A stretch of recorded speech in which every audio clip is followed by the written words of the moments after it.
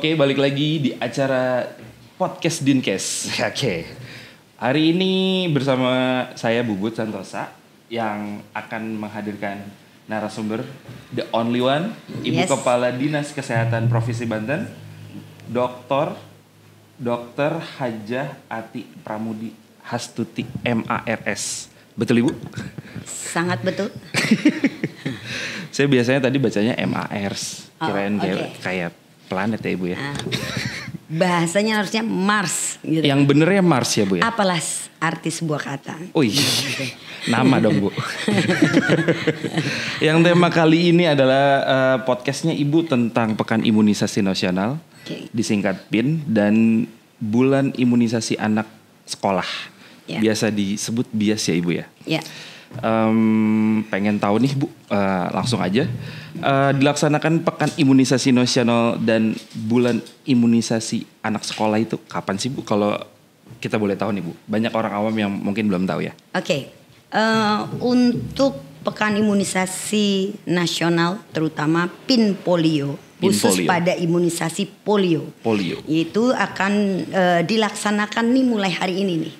Tanggal 23 Juli tahun 2024. Kita range-nya sampai sebulan. Tetap. 1 bulan Ibu? Ya, range 1 bulan dengan 2 siklus. 2 siklus? Ya, siklus yang pertama itu range-nya 1 minggu. 1 minggu berikutnya adalah kita sweeping. Mana sasaran yang belum datang. Kemudian minggu ketiga kita sudah masuk ke siklus kedua. Kemudian minggu keempat kita lakukan sweeping yang kedua. Yang keduanya itu? Ya. Kalau boleh tahu nih Bu, dari saya personal aja. Kalau yang pertama itu kayak gimana sih Bu bentuknya? Kegiatannya itu yang tadi Ibu jelaskan.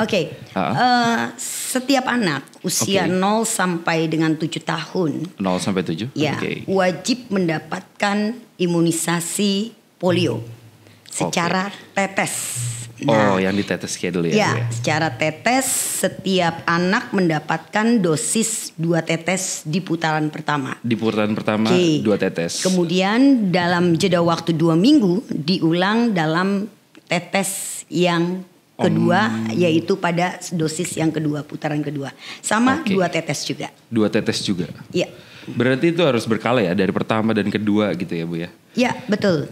Tapi kan biasanya di masyarakat itu ada yang misalnya yang pertama ada yang belum ikut, Ibu gimana Bu? Ketika pertama belum ikut, tentu dia hitungannya yang kedua ya pertama. Karena nanti ada, kita kan punya sasaran nih.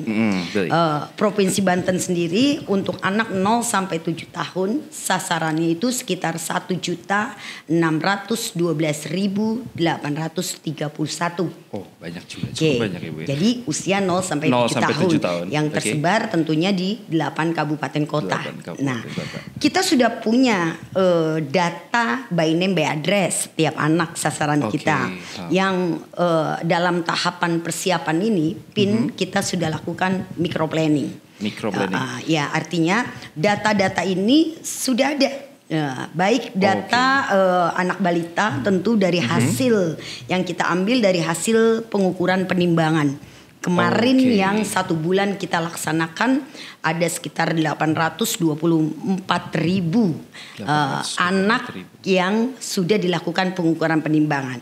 Nah, anak yang sudah dilakukan pengukuran penimbangan di bulan ini juga menjadi sasaran polio.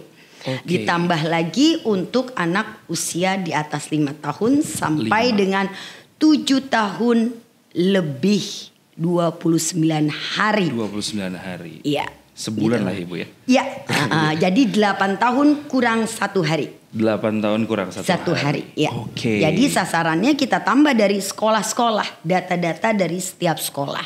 Kemudian juga karena ini 0 sampai 7 tahun bukan anak sekolah saja, tetapi sasaran kita juga anak-anak yang usia tersebut tapi tidak bersekolah. Berarti kita juga bekerja sama dengan dinas sosial untuk pendataan tersebut. Jadi ketika data ini anak belum datang, inilah yang kita lakukan sweeping. Sweeping di minggu keduanya itu. Jadi mudah-mudahan tidak ada, artinya ketika kita masuk ke tahap kedua tidak ada lagi yang ketinggalan. Ketinggalan, iya baik. Oh, gunanya sweeping itu? Yes. Kenapa belum datang? Belum datang nih ya. Oke. Pertanyaan yang keduanya Ibu ya. Oh, ntar dulu. Yang pertama itu belum selesai menurut saya. Yang bulan imunisasi sekolah anak juga berarti diselenggarakan di bulan ini juga ya, Bu ya? Bulan Agustus. Oh, di bulan. Ya.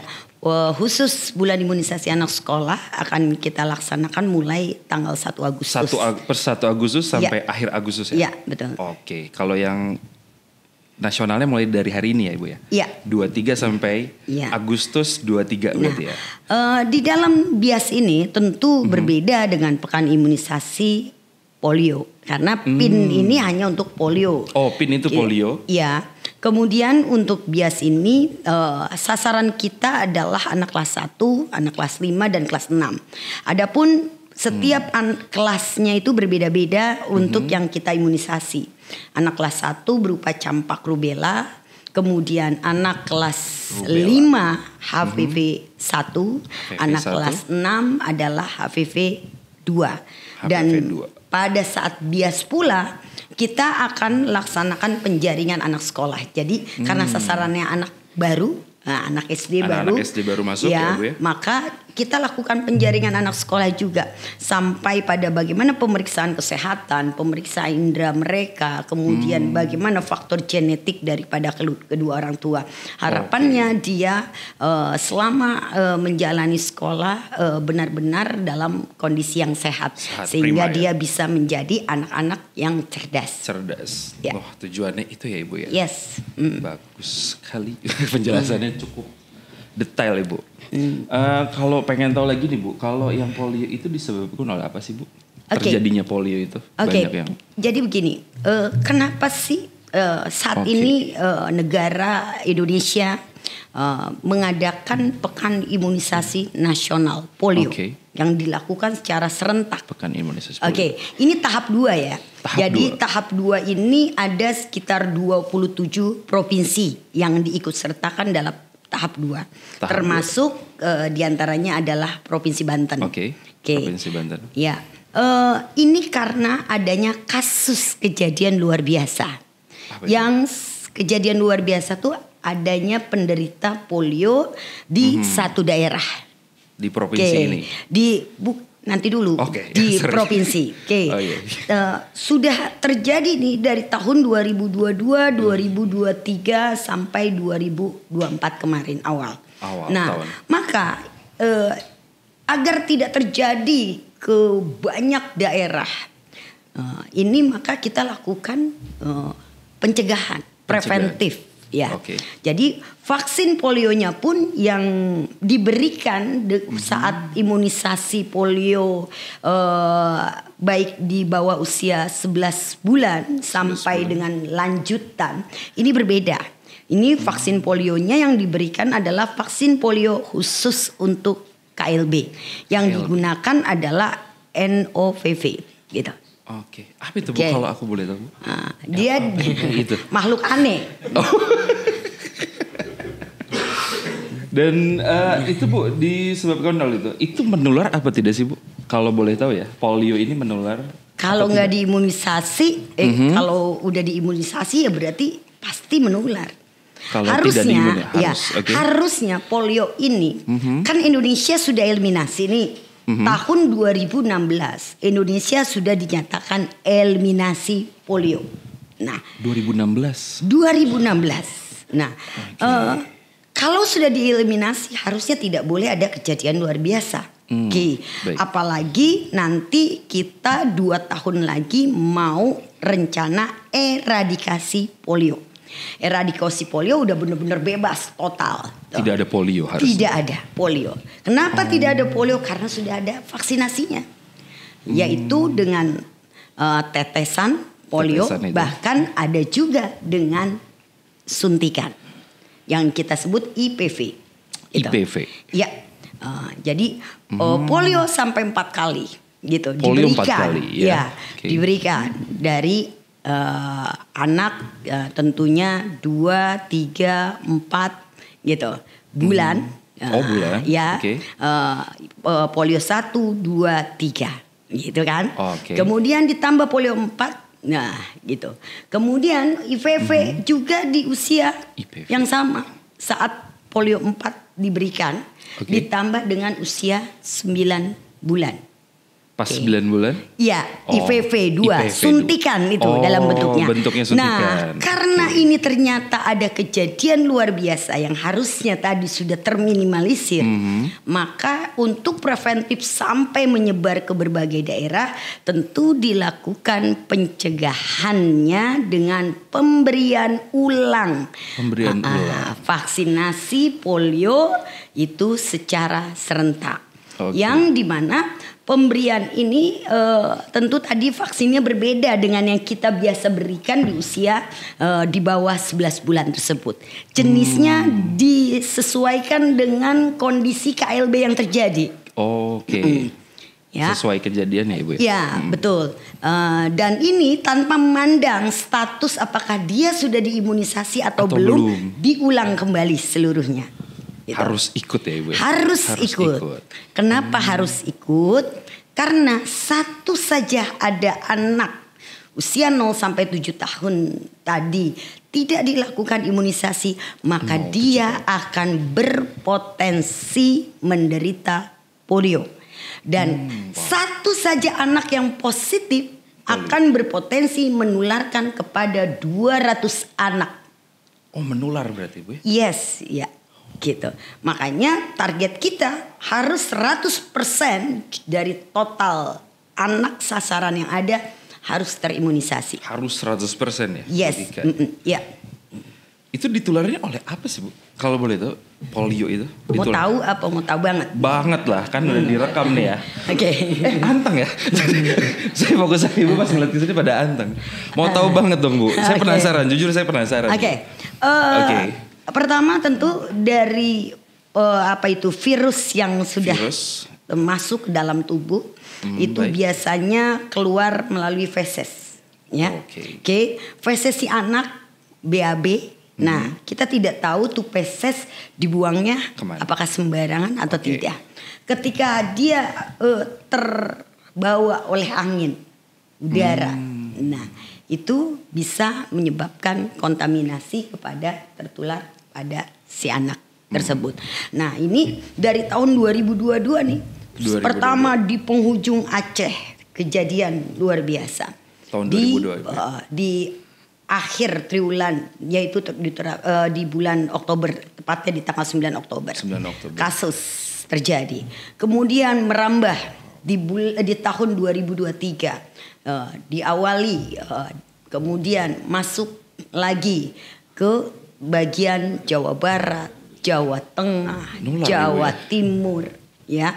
Kemudian ke Papua Tengah terakhir Desember tahun 2023. Masuk ke 2024 gitu. Awal bulan Februari itu ke Papua Gunung sama Papua Selatan. Jadi kalau satu aja di pulau itu sudah ada, itu potensi menyebar antar pulau, itu antar wilayah itu sudah tidak mengenal wilayah administrasi lagi. Penyakit menular.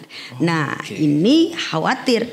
Dan kenapa saya wajibkan di Banten kemarin 2 minggu lalu kasus ini sudah terjadi. Sudah terjadi di karena satu saja ada kasus berarti itu udah kejadian luar biasa. Iya, benar. Jadi tepatnya di Pandeglang, Kabupaten Pandeglang, yaitu di Kampung Sorongan, Kecamatan Cibaliung. Nah, proses saat ini kita akan lakukan mengumpulkan sekitar 200 anak yang ada di sekeliling rumah anak yang sudah positif tadi itu. Mengambil feses mereka apakah mereka sudah juga tertular atau positif. Jadi kalau kita ingin tahu apakah dia positif atau tidak, fesesnya itu kita ambil. Selain dari itu ada Bu gejala awalnya gitu. Kalau tertular itu gejalanya itu yang pertama tentu ya kalau demam itu setiap infeksi apapun itu sudah pasti itu dalam kondisi yang akut. Tapi yang artinya kronis dia lumpuh layu nih. Lumpuh kalau gejala lumpuh layu itu biasanya penyebabnya macam-macam. Dari diagnosa bandingnya juga banyak sekali. Betul. Gitu. Jadi biasanya kalau kita surveillance epidemiologi yang kita lakukan, para tenaga surveillance baik yang ada di rumah sakit maupun di puskesmas melakukan surveillance secara pasif, aktif dan juga melalui hospital record. Ini kita akan mencari kira-kira anak usia di bawah 15 tahun. Karena polio ini biasanya menyerang pada anak-anak. Anak usia di bawah 15 tahun ketika dia mengalami beberapa penyakit beberapa jenis penyakit, karena yang menyebabkan lumpuh layu itu bukan hanya polio, banyak penyakit yang lumpuh layu. Jadi terutama yang kaitannya penyakit-penyakit berkaitan dengan saraf. Nah ini dikumpulkan. Apakah penyakit itu memang bukan karena polio, maka kita akan lakukan pemeriksaan lebih lanjut. Jadi untuk mencegah terjadinya itu, menghindari bahwa itu polio, semua anak-anak yang memiliki gejala daripada lumpuh layu tersebut kita lakukan tindakan pemeriksaan. Itu. Soalnya ada beberapa teman-teman saya yang punya anak, katanya sih nggak usah ini deh katanya, nggak usah diimunisasi ya. Iya, itu berarti pasti akan kemungkinan besar akan bisa tertular ya Bu ya? Bukan kemungkinan besar. Udah pasti gitu. Potensinya luar biasa. Iya. Kita tidak tahu, kita hidup tinggal di daerah tertentu atau saat kita mobilitas, karena yang namanya manusia, mobilitas itu tidak mengenal wilayah. Penyakit juga tidak mengenal wilayah administrasi. Dimanapun, kapanpun bisa berpotensi hal tersebut. Kita tidak bisa mengatakan bahwa lingkungan rumah tinggal kita terbebas dari penyakit gitu. Maka orang yang sudah diimunisasi aja masih memiliki potensi tertular, apalagi orang yang tidak mendapatkan kekebalan atau imunisasi. Oke. Berarti itu sudah cukup ya Bu ya, keterbatasan ya betul, ketersediaan vaksin di provinsi ini buat bayi dan anak itu cukup lah ya. Untuk yang mana nih? Pin polio. Oke, untuk pin polio tersebut vaksin ini langsung didatangkan dari WHO. WHO kemudian diolah di Bio Farma dan oleh Kementerian Kesehatan didistribusikan ke masing-masing provinsi sesuai dengan jumlah sasaran di setiap provinsi yang ada. Nah, kebetulan untuk periode tahap 2 vaksin pin polio ini dari 27 provinsi yang ikut, ini Provinsi Banten yang sasarannya paling tinggi. Yang lain ya 1,6 juta, karena kebetulan anak-anak usia 0 sampai 7 tahun di Provinsi Banten banyak sekali. Jadi kalau yang lain ada yang cuma 200.000, ada yang 300, ya gitu. Dan untuk Banten sendiri, walaupun ada 5 provinsi yang di atas 1 juta, tapi yang 1,6 itu cuma Banten. Gitu. Paling tinggi Banten. Ya, jadi memang sebenarnya kita harus kerja keras, para nakes yang ada tentu harus kerja keras bagaimana sasaran ini benar-benar kita capai sampai 100%. Oke. Agak merinding ya Bu. 1,6 juta. 6 juta anak. Paling tinggi antara 27 provinsi. Yes, yang lain tadi ada yang cuma 200.000. Padahal PR kita berlomba-lomba nih. Ayo mengejar capaian target. Coba apple to apple 200 dengan 1,6 juta. Berarti dinas ini banget ya, bekerja keras banget ya. Yes. Terus 2 putaran pula gitu loh. Iya. Tapi ada kemungkinan gak sih Bu melakukan 2 putaran itu ya?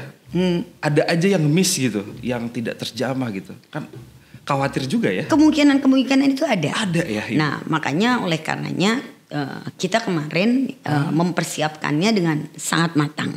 Artinya begini, setiap kabupaten kota harus menyusun microplanning. Oke. Microplanning ini waktu penyusunannya itu bukan dilaksanakan hanya oleh dinas kesehatan, tetapi mengajak beberapa dinas dengan lintas sektornya. Seperti Kementerian Agama untuk sasaran sekolah yang di bawah naungan Kementerian Agama, pondok pesantren, kemudian juga Dinas Pendidikan tentunya, kemudian Dinas Sosial yang tadi sasaran panti-panti untuk mengumpulkan sasaran tersebut. Belum lagi kita juga berkolaborasi dengan Dukcapil karena saat penginputan dari hasil imunisasi tersebut kita masukkan ke dalam aplikasi Sehat Indonesiaku, di mana dalam aplikasi tersebut ada nick-nya. Jadi ini kesempatan juga buat Dukcapil untuk mensweeping ada nggak anak yang masih belum memiliki nomor induk kependudukan gitu. Jadi manfaatnya banyak hal. Banyak hal ya Bu ya. Iya. Nih, oke, aku ada pertanyaan selanjutnya nih. Kejadian ikutan pasca imunisasi KIPI, bagaimana penanganannya? Oke. Untuk yang mana nih? Lagi-lagi bicara pin polio. Oke. Karena tadi ngomongnya bias dan pin polio, maka saya pastikan dulu yang mana yang dimaksud. Oke. Karena ini beda ya. Benar. Yes, gitu. KIPI itu mungkin saja terjadi, tapi yang perlu diingat bahwa pin polio ini tahapan daripada penggunaan vaksin yang ada ini sudah melalui tahapan yang begitu luar biasa. Dan dari sisi vaksinnya telah melalui tahapan uji coba. Di mana kalaupun ada kejadian ikutan pasca imunisasi, kejadian ikutan tuh ada efek setelah diberikan imunisasi. Itu sebenarnya bahasa awamnya, gitu. Dari yang ada itu, kalaupun ada dia hanya non seriously, karena KIPI itu dibagi menjadi kejadian yang serius, kejadian yang non serius. Kalau yang non serius misalkan sedikit demam atau sedikit pusing atau sedikit mual, tapi ya bisa ditangani dengan cukup pemberian obat-obatan simptomatik atau menangani gejalanya tadi, gitu. Tapi itu pun tidak banyak yang terjadi dari yang sudah dilakukan di tahap pertama kemarin, gitu. Nah, dan yang kedua adalah keuntungan daripada pin polio ini yang nggak perlu diragukan oleh masyarakat selain tadi bahwa dari sisi keamanan vaksinnya sendiri sudah relatif lebih baik, bagus. Kemudian yang kedua adalah bahwa ini pemberiannya adalah dengan tetes. Berbeda mungkin kalau pemberiannya dengan disuntik. Kalau suntik kadangkala KIPI itu bisa terjadi karena proses penyuntikannya. Ya kan. Kalau ini hanya tetes diberikan. Jadi kalaupun dia terjadi gejala itu mual. Hanya mual atau yang disuntik misalkan sampai muntah. Itu yang disuntik? Bukan, yang ditetes. Ya. Jadi kalau ini kan kalau nggak sampai ibaratnya ke darah. Jadi sangat minim sekali dan alhamdulillah kayak hari ini kita monitoring ke 8 daerah yang ada tidak ada gejala-gejala yang seperti itu. Dan mudah-mudahan ini tentu diharapkan nggak ada. Kalaupun ada, kita sudah antisipasi dari kita punya yang namanya Komda KIPI untuk di tingkat provinsi, Pokja KIPI untuk di tingkat kabupaten kota, dan Komnas KIPI untuk di tingkat pusat. Di tingkat pusat. Ya, jadi ketika ada kasus tim monitoring dari Dinas Kesehatan Kabupaten Kota maupun Puskesmas itu memantau, dan jika ada itu dilaporkan 1 kali 24 jam di situ Pokja KIPI berlaku, dan kalau Pokja KIPI tidak bisa menangani maka ditangani di Komda KIPI, dan tim rumah sakit pun siap menghadapi jika terjadinya kejadian ikutan pasca imunisasi. Oke. Saya sebenarnya pertanyaan banyak Bu, cuman Ibu ngejelasinnya kena semua gitu. Ya. Bertanyanya kelamaan gitu loh. Makanya pas tadi Ibu ngejelasin saya ngeliat ini udah ditanya, ini udah bingung saya. Mungkin ini Bu, yang diperlukan dukungan dari siapa aja sih Bu biar pelaksanaan PIN dan BIAS ini dapat berjalan dengan baik dan aman? Apakah semua masyarakat harus ikut lah Ibu ya? Oh iya jelas. Yang pasti peran pentahelik di situ sangat diperlukan. Siapa itu pentahelik? Siapa siapa ya? Tahu ya. Harus gitu ya. Oke. Saya tidak tahu. Pentahelik itu yang pertama adalah kan pemerintah otomatis. Bagaimana komitmen dukungan daripada pemerintah khususnya kepala daerah ini menjadi kunci sukses keberhasilan. Dari mulai pemerintah pusat, pemerintah provinsi dan pemerintah kabupaten kota. Kemudian yang kedua, bagaimana peran daripada organisasi masyarakat dan organisasi profesi. Ini ikut terlibat untuk mengupayakan penggerakan masyarakat. Gitu lah. Penggerakan masyarakat artinya dia harus mengedukasi semua, mensosialisasikan secara sama. Betul. Ya, gitu. Pemerintah tadi selain kepala daerah tentu seluruh OPD-OPD yang terkait tadi. Ada dinas pendidikan, dinas sosial, kemudian DP3 AKKB gitu kan. Banyak pihak yang juga terlibat. Sampai peran camat, lurah atau kepala desa menjadi juga kunci keberhasilan. Sampai ke keluarga kalau bisa. Iya, betul. Dan kesadaran diri sendiri. Belum juga. Tadi. Kalau itu kan pemerintah. Dari maaf. Tadi. Nah, masyarakat tadi, masyarakat baru organisasi masyarakat itu baru sampai tokoh agama, tokoh masyarakat gitu kan. Masuk bagaimana masyarakat akhirnya diberdayakan. Ini untuk menghalau jika terjadinya satu penolakan dari imunisasi tersebut. Banyak pihak yang bisa menjelaskan betapa pentingnya anak diimunisasi untuk menciptakan generasi emas di tahun 2045 nanti. Gitu. Kemudian peran institusi, kemudian peran jurnalis, ini juga penting sekali untuk terciptanya atau terwujudnya dari keberhasilan. Jadi makanya kemarin ketika tahap persiapan kita undang semua lintas sektor pentahelik itu di setiap kabupaten kota. Diadakan penyuluhan itu ya Bu? Iya gitu. Sosialisasi, persamaan persepsi tadi untuk memvalidasi data. Apakah masih ada yang belum terdata. Nah ini penting sekali hal tersebut. Tapi kalau dari pengalaman Ibu ada aja ya Bu ya yang yang menolak itu gitu? Oke, banyak. Jangankan serempak. Saat imunisasi dasar lengkap dan ditambah imunisasi rutin, penolakan itu terjadi banyak. Hal yang dirasakan oleh setiap wilayah yang ada di 8 kabupaten kota. Dan itu sejak dulu, bahkan saya pernah mengalami penolakan waktu saya jadi kabid berapa puluh tahun yang lalu di kota Tangerang. Saya akan contoh.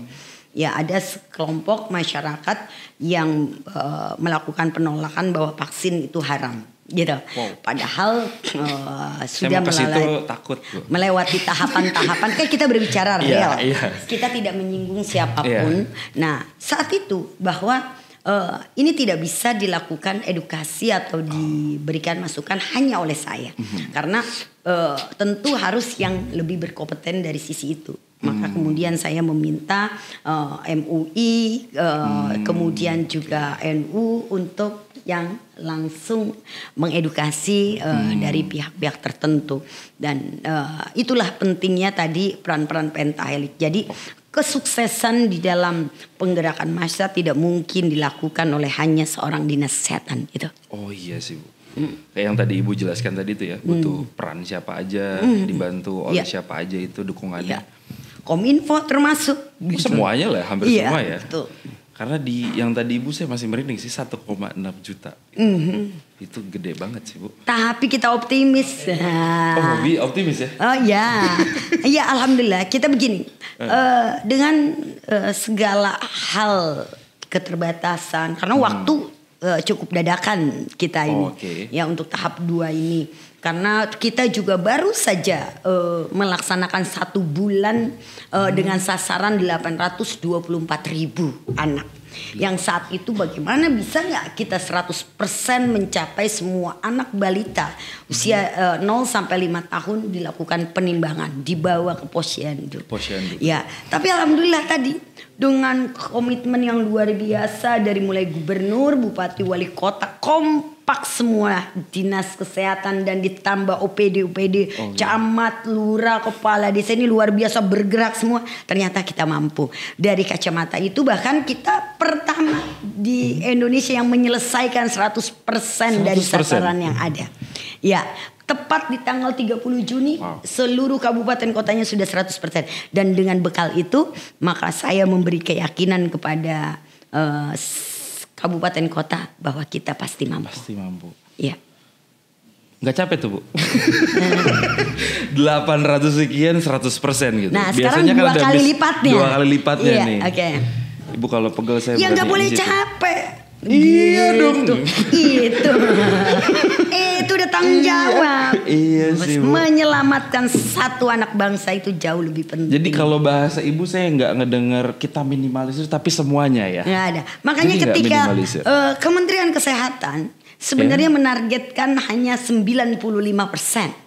Sisain 5% gitu ya. Ya, pokoknya harus tercapai 95%. Saya katakan kepada teman-teman semua, kalau kita sisakan 5%, jangankan kita sisakan 5%, coba 99,99% kita sisakan 0,001% saja. Kalau kita kalikan jumlah sasaran, akan ada lebih dari 1 anak yang tidak terimunisasi. Baik. Okay. Betul. Yes. Epidemiologinya bahwa 1 anak saja menderita polio yang tidak terimunisasi, yang kemungkinan menderita polio akan menyebarkan ke 200 anak menderita polio. Mendingan kita sulit sekarang untuk mencari mereka yang terimunisasi daripada keburu kejadian lalu kita mencari banyak anak yang tidak bisa kita selamatkan. Itu. Karena 1 orang nularin 200 ya. Dan akhirnya semua kabupaten kota setuju dengan itu. Kita usaha maksimal 100% meskipun hasilnya itu bergantung Allah Subhanahu wa taala. Tapi sebagai manusia kita harus berikhtiar semaksimal mungkin. Betul. Itu. Allahu Akbar nggak usah ya. Soalnya dari tadi pas dijelasin berasa dimarahin. Oke. Ini antara semangat sama marah-marah. Marah-marah gua. Iya, maaf. Makanya saya dari tadi gini nih ngerem Bu. Itu kok kayak dimarahin ya. Terakhir Ibu terakhir. Kan biar semangat dong. Iya Ibu, maaf ya Bu ya kalau ada salah. Dilanjut itu sebelumnya. Terakhir Ibu, ini pesan untuk masyarakat terutama untuk yang punya anak di usia 1 sampai 9 bulan dan usia anak sekolah. Pesannya buat mereka apa nih Bu? Terkait dengan PIN dan bias ini. Lu yang bener apa bertanyanya? Oh gini nih Bu ya. Iya. Oke. Udah gak usah diulang pertanyaannya. Tahu kan Ibu maksudnya? Soalnya ini baku banget Ibu. Soalnya ada 2 nih. Ada 2. Gitu ya. Ada 2. Oke. Kan tadi bahwa tema kita hari ini bagaimana mensukseskan PIN polio. Dan juga mensukseskan kegiatan bulan imunisasi anak sekolah. Yang kebetulan waktunya tidak berjauhan jaraknya. Betul. Namun antara bulan imunisasi anak sekolah dengan PIN polio tentu sasarannya jauh berbeda.